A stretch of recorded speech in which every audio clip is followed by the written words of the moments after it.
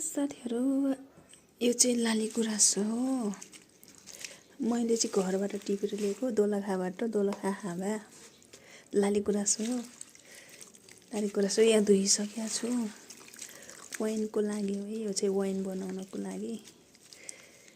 Wine बनाउनको लागि ready बनाएर धोएर ठिक्क पारिरहेको छु। लाली गुराँस रहेको छ। यहाँ चाहिँ चिनी उमालिरहेको छु। चिनी पानी उम्लिरहेछ।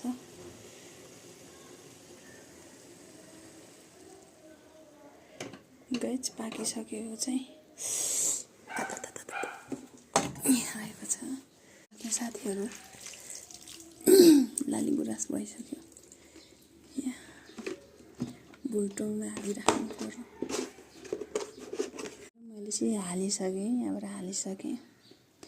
हल्का निचार्ने निचार्ने निचार्ने निचार्ने निचार्ने।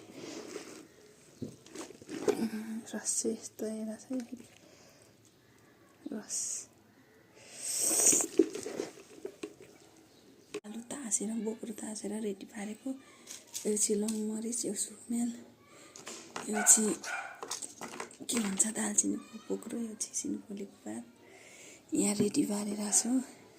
यहाँ चाहिँ चिनी उमालिसकेको छु। यो चाहिँ लाली गुराँस, यो चाहिँ इस्ट पनि हाली हेरौँ न भनेर। यस्तो भयो साथीहरू, यो चाहिँ इस्ट हो। फेरि हाली हेरौँ न भनेर। यो पानी हल्का, यो चाहिँ पानी। फोहोर नभन्नु होला है साथीहरू, हात धोएको छु। भगवानले दिएको हात हो। कलर चाहिँ कस्तो आउँछ भनेपछि यस्तो आइरहेछ। सकेँ साथीहरू, चाहिँ बिटको मैले चाहिँ गुराँसको वाइन बनाइसकेर नि प्याक पारिसकेँ।